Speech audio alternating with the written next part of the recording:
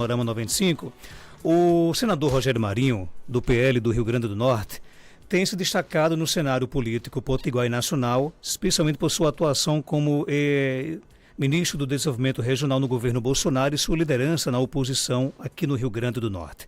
Agora, ele que se coloca como pré-candidato ao governo do Estado em 2026 e busca fortalecer o seu grupo político por meio de iniciativas como o projeto Rota 22, que promove debates regionais e aproxima o PL da população. Em meio à sua movimentação, Rogério Marinho também articula alianças e discute estratégias para enfrentar a atual gestão estadual. Ele é o nosso convidado de hoje aqui do nosso Panorama 95 para falar sobre propostas para o futuro do RN, sua visão sobre os desafios do Estado e o papel do PL aqui na política potiguar e nacional. Senador, seja bem-vindo aqui ao nosso Panorama 95. Muito bom dia, senador Rogério Marinho. Bom dia, Marco. Bom dia a todos aqueles que nos acompanham aí na Rural, e em especial aí todo o Seridó e a cidade de Caicó. Vamos começar pelo Rota 22. Como é que surgiu essa iniciativa, né? O que levou à escolha do Estado como ponto de partida para o projeto Rota 22? Bom, Marco, além do líder oposto no Senado, eu também sou o secretário-geral do PL, que hoje é o maior partido conservador de direita no Brasil. Um partido que, na última eleição municipal, fez o maior número de votos a prefeito em todo o território nacional. Nós saímos de um patamar de 3,5 milhões de votos para quase 16 milhões de votos nos 26 estados brasileiros. E isso, sem dúvida nenhuma, nos traz uma enorme responsabilidade, porque a chegada do presidente Bolsonaro ao PL ressignificou o partido, né? Quem nós somos, o que defendemos, de que maneira nos comportamos. Não é por acaso que somos o partido que tem o maior número de deputados federais na Câmara, o maior número de senadores no Senado da República, né? E, como disse, obtivemos o maior número de votos para prefeitos em todo o território. Então é necessário trabalharmos o partido no sentido de mostrarmos essa identidade programática e ideológica que o partido tem. O partido defende, por exemplo, o direito de propriedade. O partido defende que não haja descriminalização das drogas. O partido não aceita a glamorização do crime. Nós somos favoráveis a uma política de endurecimento na questão da segurança pública. Nós somos favoráveis a um Estado empreendedor. Nós somos favoráveis a uma ação que permita que o cidadão brasileiro tenha menos impostos. Então, são conceitos necessários para nos identificar como partido político e que precisam ser ampliados por todo o território nacional em anos que, inclusive, que não há eleição, são anos ímpares. Então, o partido estabeleceu como uma estratégia de médio prazo, pelo menos nos próximos 6 anos, todos os anos que antecedem os pleitos ou municipais ou nacionais, iniciarmos um projeto que nós denominamos de Rota 22, vai ser iniciado pelo Rio Grande do Norte. Porque nós conversamos com o presidente Bolsonaro e o presidente Valdemar para fazermos o primeiro evento aqui no estado do Rio Grande do Norte, onde o PL vai buscar essa identificação natural com a sociedade, com os eleitores. A ideia é fazermos aqui no estado 35 oficinas e 9 seminários, inclusive em Caicó.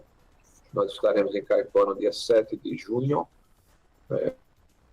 fazendo um grande seminário aí, né, que vai congressar toda a região do Seridó, mas nós vamos iniciar no dia 11 pela cidade de Pau dos Ferros, lá no Alto Oeste, inclusive com a participação do presidente Bolsonaro. Nós faremos nesse dia uma movimentação que se iniciará em Natal, às 7 da manhã, passando por Acari, aí no Seridó, onde visitaremos a cidade da moda, lá ao lado do prefeito Fernando. Em seguida, iremos a Jucurutu, na área da barragem de Oiticica, estaremos lá às 13h. Faremos uma visita ao local, o presidente vai, inclusive, verificar de que forma a obra foi complementada. Eu acho que a obra é uma obra importantíssima para todo o estado do Rio Grande do Norte, em especial para a região do Seridó. Nós aportamos aí mais de 300 milhões de reais, colocamos como prioridade do mandato do presidente Bolsonaro. E de lá nós vamos nos deslocar até Pau dos Ferros, onde faremos esse evento, que é um seminário da região do Alto Oeste. E em seguida o presidente irá a um evento lá em Tenente Ananias, né, na residência do deputado Kerr Reginaldo, na área rural Tenente. Senador, o que vai ser discutido nas oficinas do Rota 22 e como essas propostas serão incorporadas ao programa do PL?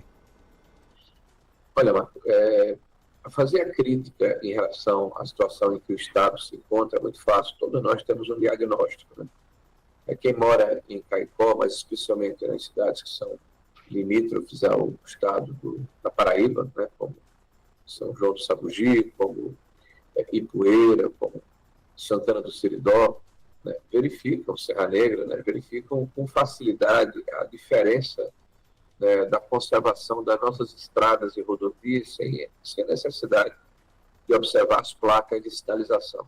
A gente sabe que chegou na Paraíba porque melhorou sensivelmente a qualidade, né, de conservação das estradas. Quem mora em Caicó e na região do Seridó sabe que os hospitais regionais que deveriam praticar cirurgias eletivas, fazer um trabalho que impedisse a superlotação, por exemplo, do Valfredo Gugel, são hospitais que estão desaparelhados, que desassistem a população local. Quem mora na região sabe, a segurança pública hoje virou uma miragem, uma paisagem, que não há um programa efetivo de geração de emprego e renda. Então, a educação, que apesar do governo do Estado há quase 6 anos e meio está sendo conduzido por uma professora, está no último lugar do IDEB no ensino médio. É uma vergonha para o Estado do Rio Grande do Norte. Então, nós sabemos o diagnóstico dos problemas. Agora, só fazer a crítica pela crítica é muito confortável, né? Então, o PL se dispõe a organizar um trabalho em que nós vamos ouvir as pessoas, vamos sistematizar esse trabalho para, ao final, produzir um documento apresentando não apenas um diagnóstico dos problemas, mas apresentando soluções para que esses problemas possam ser resolvidos, equacionados ao longo de um mandato e virar de forma subsequente. O PL ele tem uma responsabilidade como um partido, né, que se coloca como protagonista no cenário nacional e também no cenário do Estado do Rio Grande do Norte. E por isso tem a responsabilidade de não apenas fazer a crítica, mas de apresentar soluções que permitam que o Estado do Rio Grande do Norte e o Brasil, no futuro próximo, volte a trilhar o caminho do desenvolvimento sustentável. O projeto ele pretende também ampliar a presença do PL aqui no Estado. Qual é a estratégia que vocês pretendem usar através do Rota 22 para fortalecer o partido aqui no Estado? Bom, o Estado é o primeiro Estado da Federação que está sendo visitado com esse projeto, mas esse ano nós teremos outros 7 outros Estados da Federação. 3 deles no Nordeste e 1 em cada região do país. Então, são 8 estados que serão contemplados com Rota 22 em 2025. A ideia, Marco, é muito simples, chegar onde o povo está, né? Conversar com as pessoas, através das nossas oficinas, identificar os problemas, identificar as lideranças que têm potencial e que têm conexão com o que nós defendemos, com os valores que eu elenquei anteriormente, né, em defesa de valores que são característicos do nosso Partido Liberal. Montarmos um grupo que eventualmente vai concorrer nas chapas proporcionais do próximo ano para deputado estadual e para deputado federal. Nós estamos preparando um BI, vou tentar traduzir aqui, uma espécie de mapa que vai estar dentro de um aplicativo de internet para todos aqueles que estiverem dentro do nosso meio, ou seja, da nossa linha de transmissão, onde as pessoas vão poder identificar todas as ações, todas as obras que foram edificadas no Estado do Rio Grande do Norte ao longo dos 4 anos em que o presidente Bolsonaro esteve à frente da administração do país, e verificar a maneira como o Estado foi colocado como prioritário. Nós estamos falando aí de quase 14 bilhões de reais, 13 a 14 bilhões de reais de transferências não voluntárias que chegaram aqui no Estado do Rio Grande do Norte, que vão estar descricionalizadas, vão estar amostra, município por município. Inclusive, nós estamos georreferenciando as ações que foram implementadas para que a população tenha conhecimento do impacto que ocorreu no Estado do Rio Grande do Norte na época em que o presidente Bolsonaro, como presidente da República, priorizou o Nordeste brasileiro, em especial o nosso Estado.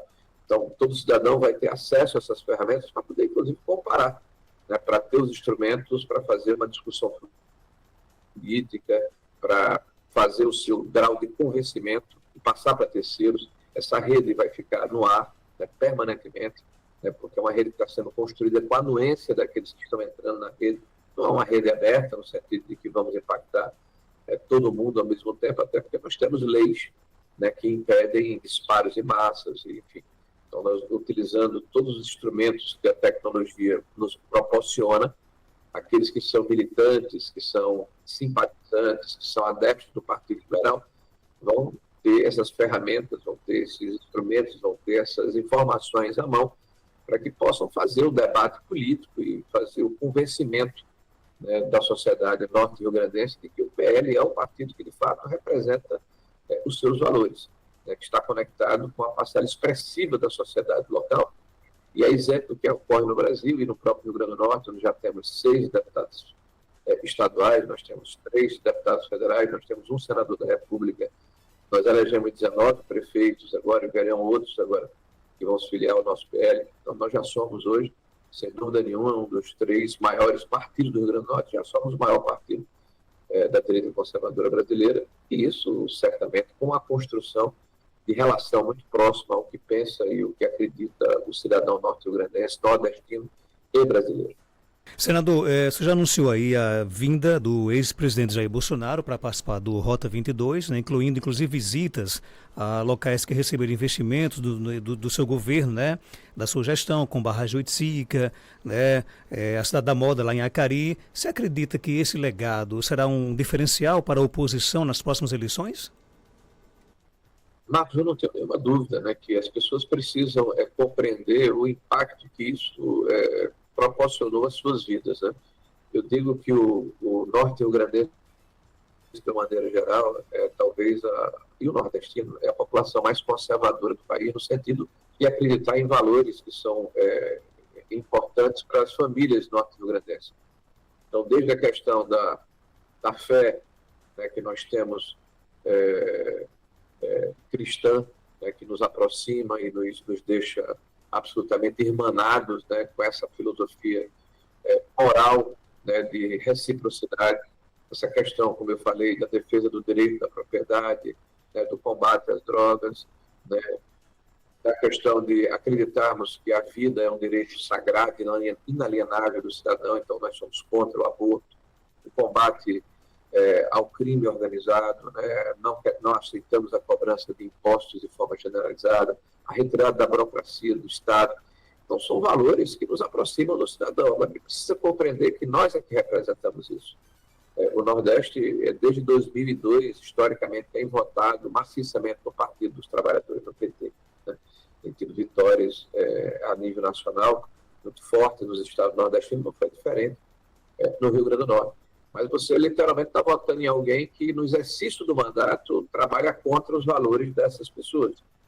Então, o que nós estamos trabalhando é esclarecer a sociedade de quem nós somos, quem nós representamos e o que significa o voto para a vida das pessoas, das consequências para a vida das pessoas. Então, se você vota em alguém que se coloca de uma forma durante o processo eleitoral e no exercício do mandato, né, implementa agendas que vão na contramão do sentimento do cidadão comum, do cidadão que preza a sua família e esses valores, isso gera um prejuízo para o seu sentimento e para a sua forma de encarar a vida. Então, esse é o processo da dialética política, que é absolutamente natural, de um partido que se organiza, né, que busca essa conexão natural com a sociedade, uma vez que nós estamos vendo a deterioração progressiva e cada vez maior, né, da popularidade do Lula, que prometeu a picanha e não conseguiu entregar sequer o ovo.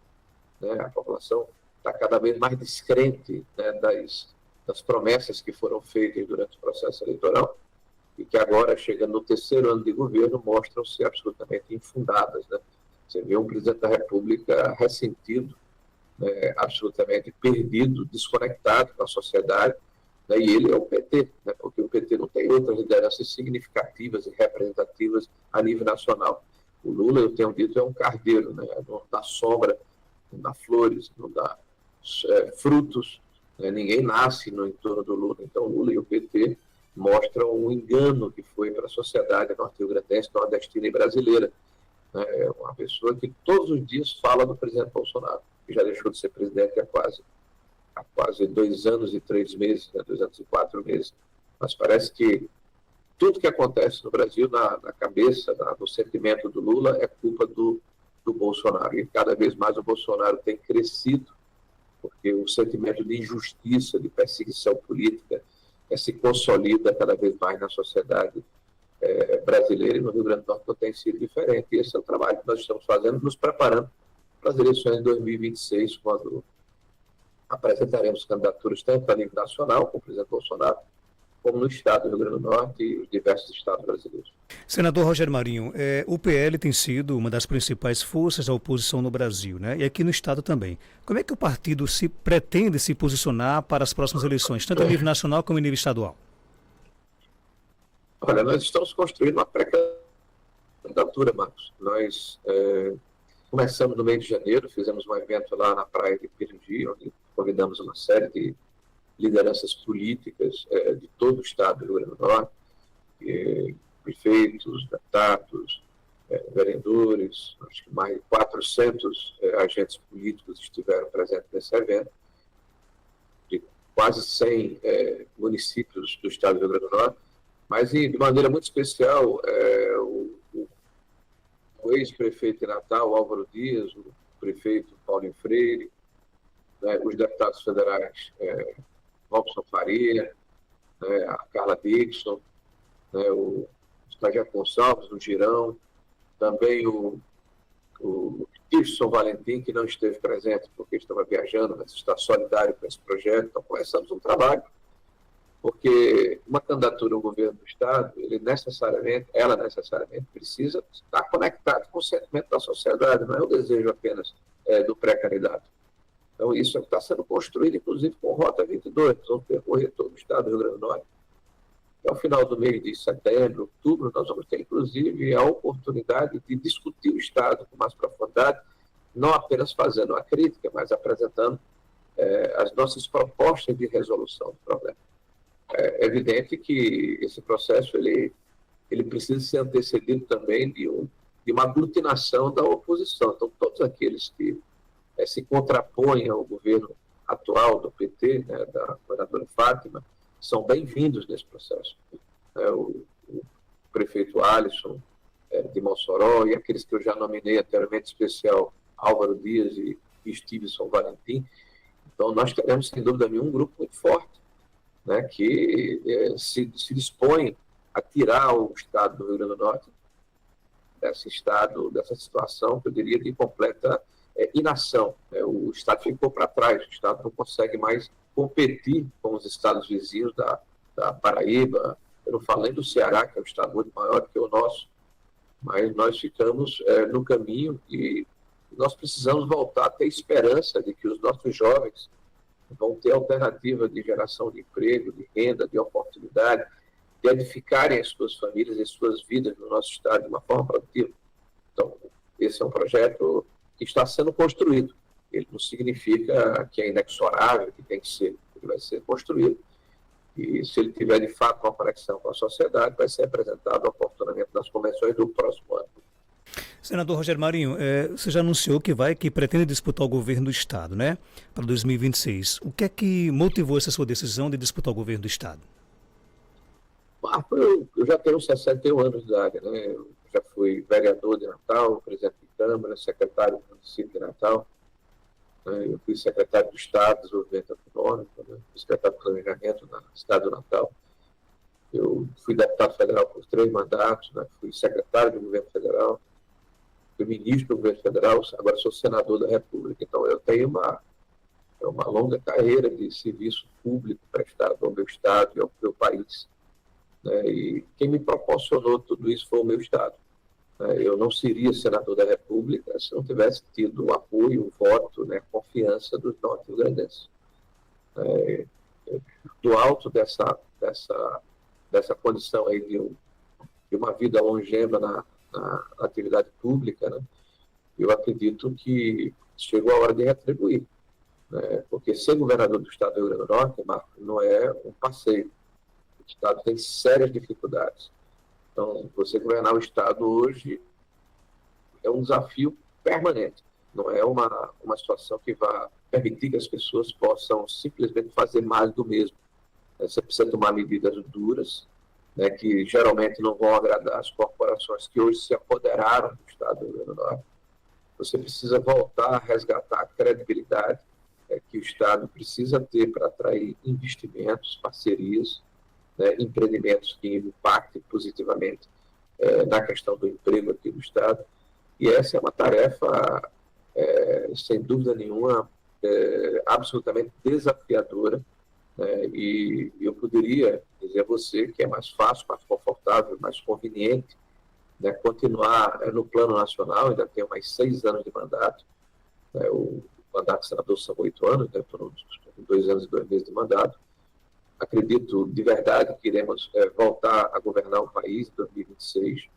Então, pela relação que eu tenho hoje como líder da oposição, como secretário-geral do partido, né, tenho percorrido esse país inteiro falando sobre economia, falando sobre conjuntura. Sexta-feira agora estarei em Minas Gerais, na Federação das Indústrias de Minas Gerais. Né? Na semana retrasada estive no Paraná, na próxima semana irei a São Paulo. Né? Então, tenho percorrido esse Brasil, conversado com aqueles que são investidores, que têm interesse de chantar empreendimentos de médio e longo prazo que permitem o desenvolvimento sustentável do Brasil, e ficar no Senado da República. Seria mais cômodo, mas eu acredito que eu preciso dar a minha contribuição ao Estado do Rio Grande do Norte. Claro que a minha vontade por si só não é suficiente, é necessário que a população queira que isso aconteça. Então, daqui para lá, Marcos, vai ter todo esse processo de construção de uma pré-candidatura.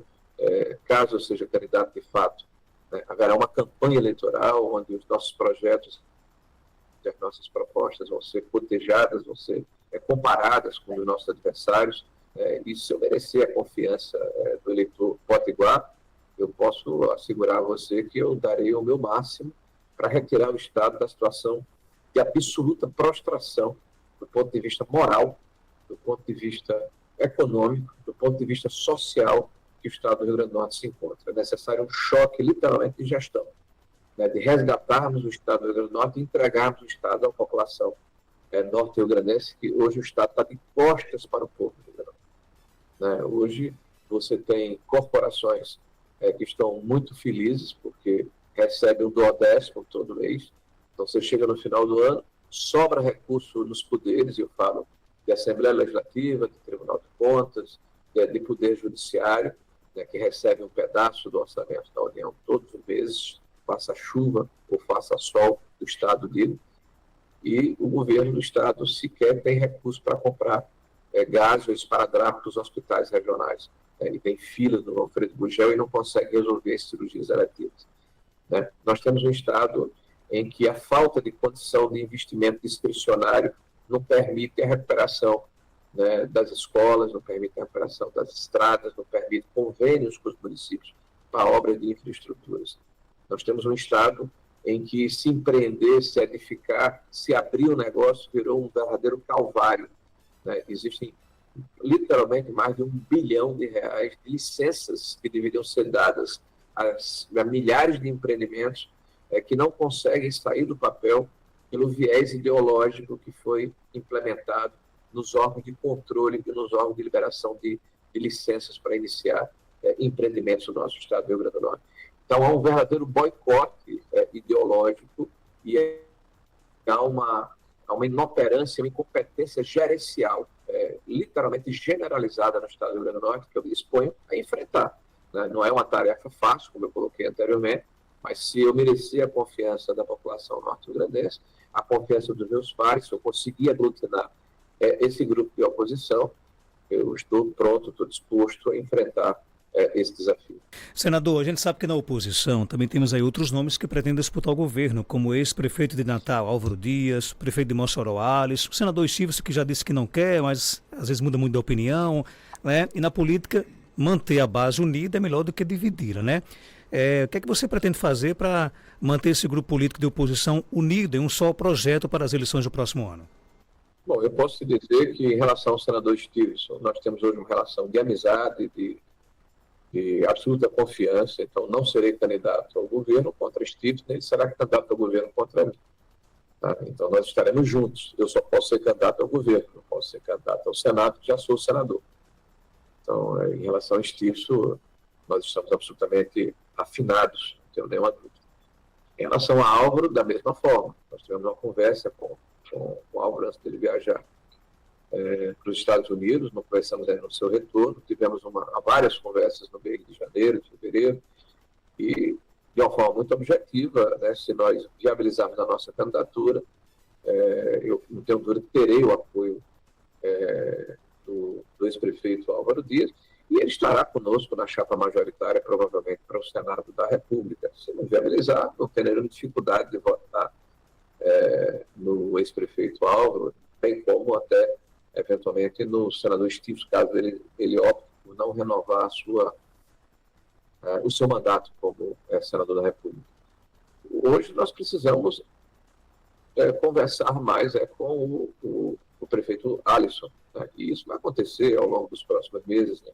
O prefeito acabou de ser eleito pelo seu segundo mandato na cidade de Mossoró, com uma votação extremamente consagradora, né? Mais de 70% dos votos daquela cidade, a segunda cidade do estado do Rio Grande do Norte, o que mostra que houve uma aprovação ao seu primeiro mandato. Ele certamente tem desafios pela frente, ele certamente tem um grande trabalho ainda a ser feito na cidade do Mossoró, e no momento oportuno nós vamos discutir com ele política, como ele se coloca como oposição à governadora Fátima. Nós entendemos que todos aqueles que estão na oposição a esse desgoverno, a essa catástrofe política, econômica, social, moral que o Rio Grande do Norte hoje enfrenta, já no 7º ano de mandato, né?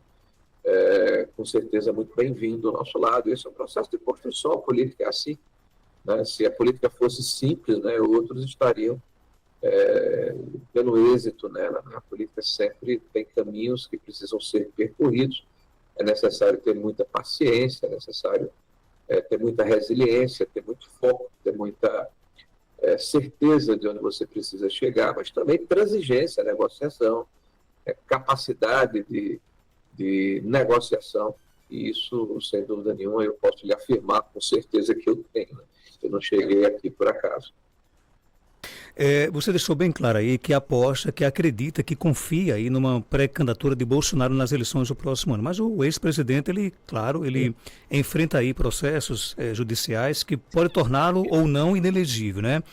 Existe um plano B, caso Bolsonaro não possa disputar a presidência?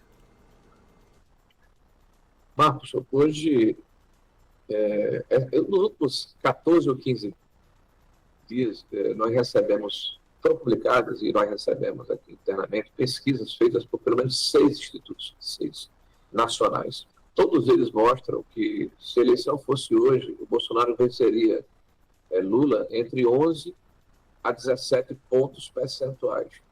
Isso significa entre 13 a 20 milhões de votos. A diferença da eleição anterior foi de pouco mais de 2 milhões de votos. Então, a maior liderança política brasileira hoje chama-se Jair Messias Bolsonaro. É a maior política, é o maior líder popular do Brasil.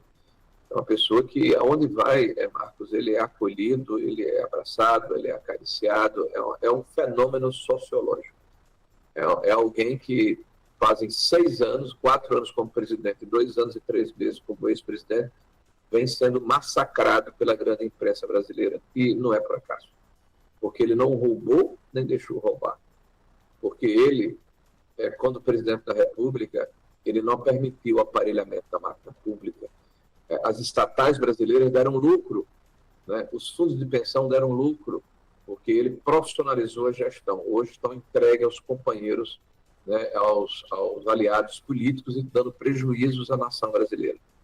Você vê, por exemplo, o maior fundo de pensão que existe no Brasil, que é o Previ do Banco do Brasil, que já foi alvo, inclusive, de uma operação da Polícia Federal, pela malversação de recursos na época em que o PT administrava esses fundos, ainda nos primeiros anos do governo da Dilma Rousseff, né? E agora o presidente do Fundo de Pensão não é um profissional na área de finanças, é alguém que passou 14 anos como presidente do Sindicato dos Bancários de São Paulo, e tem como especialização, como apanágio profissional, ser especialista em Vitória Azteca. A gente está falando de um fundo de 270 bilhões de reais. Então, esse é o tamanho do compromisso ou do descompromisso que o PT tem com a máquina pública, porque ele se apodera da máquina pública como se fosse extensão do partido, né? E isso é muito ruim, porque o corporativismo é o patrimonialismo que gera corrupção. Nós já vimos isso em governos anteriores, esse filme a gente já conhece, o resultado é previsível, né? Então, Bolsonaro está sendo acusado de importunar a baleia. Agora, recentemente, foi arquivado o processo. Bolsonaro foi acusado de ter um cartão de vacina falso, foi arquivado o processo. Alguém passou 4 anos e não ia se vacinar, mas foi acusado de ter um cartão de vacina. Bolsonaro foi acusado de ter se reunido com o presidente da República, com embaixadores, para falar sobre o sistema eleitoral. Então, no Brasil hoje, é crime de opinião você ter uma opinião a respeito do sistema eleitoral brasileiro, que é único no mundo, né? Então, se você tem uma opinião diferente, é crime no Brasil, né? Ele não se reuniu com líderes de facções de Comando Vermelho, de PCC, não foi ao Morro, o Complexo do Alemão com o boné do CPX. Ele se reuniu com embaixadores brasileiros, internacionais, como o presidente do Brasil. O Bolsonaro está sendo acusado de ter feito um comício e ter subido no carro de som de Silas Malafaia, no dia 7 de setembro, um comício que foi o maior que já teve em Brasília, com 400 mil pessoas. Essas são as acusações contra Bolsonaro. E agora, de um golpe de Estado que é um crime possível. Mulheres, crianças, senhoras de idade, portando bandeiras, lenços, portando bíblias na mão, num domingo, o exército de Brancaleone é o popular crime possível. Então, a população não comprou essa narrativa. Tanto não comprou que o presidente Bolsonaro, mesmo sendo atacado pela mídia diariamente, pela Globo, pelas PT, pelos grandes veículos de comunicação, pelos grandes jornais do Brasil, todos os dias permanece no coração do povo brasileiro como alguém que o representou de verdade, que falou a respeito dos sentimentos da sociedade, que não teve papas na língua, que profissionalizou a gestão pública, que não permitiu o aparelhamento da máquina pública, que não transigiu com os poderosos de ocasião. Então, alguém que enfrentou o sistema. Então, esse cidadão, ele tem todas as condições de ser candidato a presidente da República. Ele tem hoje ações que estão no Supremo Tribunal Federal, ou seja, não transitou em julgado a sua condenação de inegibilidade. Nós acreditamos ainda que o Parlamento brasileiro vai fazer a sua parte e vai decretar a anistia daqueles que estão envolvidos no quebra-quebra, na depredação de 8 de janeiro, no que tange a questão política, não a quebra-quebra, porque nós somos contra a depredação de prédios públicos, nós somos a direita brasileira, nós não aceitamos esse tipo de método que é característico da esquerda, não da direita. Então, quem depredou, que seja penalizado de forma individualizada, se tem alguma imagem de TV, se tem algum material de DNA, que essa pessoa, individualizada a sua fuga, seja condenada pelo crime de depredação, de invasão de prédio público, mas não a 17 anos de prisão, doutor Marco Dano. Nós tivemos agora o caso da Débora, emblemático, que mostra a desproporção das ações que estão sendo implementadas contra a direita brasileira. Alguém que é uma dona de casa, sem nenhum antecedente criminal, com 2 filhos menores, essa pessoa pintou de batom uma estátua e recebeu 14 anos de prisão. E você vê criminosos imperdidos, como traficantes de droga, homicidas, latrocidas, pessoas que cometeram crimes bárbaros e são condenados a 12 anos de prisão, aos próprios 14 anos de prisão. E o pior, sai com progressão da pena, tem a prisão relaxada. Débora passou 2 anos presa sem condenação. E ela e mais de 1 milhar de pessoas, da mesma maneira, foi uma prisão em escala industrial. O juiz que hoje preside esse inquérito, que é o ministro Alexandre de Moraes, é vítima do processo, de acordo com ele que afirma que é vítima do processo. Qual é a imparcialidade, qual é a isenção que nós podemos aguardar de alguém que se comporta dessa forma? Qual é o juiz que, sendo um ser humano, vai ter isenção para julgar alguém que ele acha que é o seu antagonista, o seu opositor, o seu inimigo declarado, o seu desafeto declarado.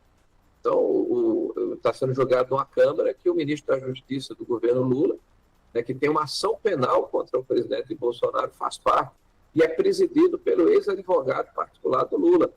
Então, isso não cabe na cabeça de ninguém, que a imparcialidade, que a justiça está sendo feita nesse processo. Por isso que o parlamento brasileiro, que representa a sociedade, que os deputados e senadores são eleitos pela população, eles devem satisfação à sociedade, uma vez que a cada 4 anos precisam se submeter um recall, né, vão se debruçar, não tenho dúvida, sobre a questão da anistia.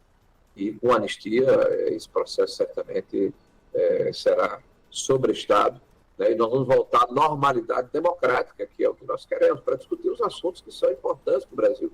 O preço do arroz, o preço do ovo, o preço do café, o preço da carne, a necessidade de termos empregos que remunerem de forma adequada a população, para que nós possamos sustentar nossas famílias, fazer projetos de futuro, a questão da infraestrutura do Brasil, a necessidade de termos portos em vários lugares do país, inclusive aqui no Rio Grande do Norte, de termos um Estado empreendedor, de diminuirmos a carga de impostos no Brasil. Então, assuntos que nos interessam. Então, é evidente que Bolsonaro é o nosso candidato até o momento em que houver uma negativa por parte do judiciário de forma definitiva. Quando isso acontecer, se acontecer, que eu espero que não ocorra, né, nós vamos aguardar a orientação do presidente Bolsonaro, que é o maior líder da direita do Brasil. Então, existem várias candidaturas do nosso lado, Marcos, pessoas que são possíveis de serem candidatos, mas todos eles entendem, né, que se não, a candidatura não acontecer, né, do presidente Bolsonaro, terão necessariamente que ter o apoio do presidente Bolsonaro, que é a maior liderança do Brasil no campo conservador de direito. Senador Rogério Marinho, obrigado por sua participação e algo mais a acrescentar, pode ficar à vontade. Não, primeiro pedir desculpas a você, Marcos, porque da última vez que estive em Caicó, eu gostaria de ter ido pessoalmente ao seu programa, mas a forma como a visita que fiz com o prefeito Judas, é uma obra que nós colocamos aí no município, terminou atrasando. Então, desculpa a você, os seus ouvintes, né? Todos aqueles que fazem a rádio rural, porque eu imagino o transtorno que se causa quando um convidado se dispõe aí e não comparece no horário habitual. Primeiro, esse ponto. Depois, convidar a população de todo o Seridó, né, para estar presente em Acari no dia 11, às 11 da manhã, na cidade da Moda, para abraçar o presidente Bolsonaro, e aqueles que estão mais próximos, na cidade de Jucurutu, a barragem do Iticica, 1h da tarde.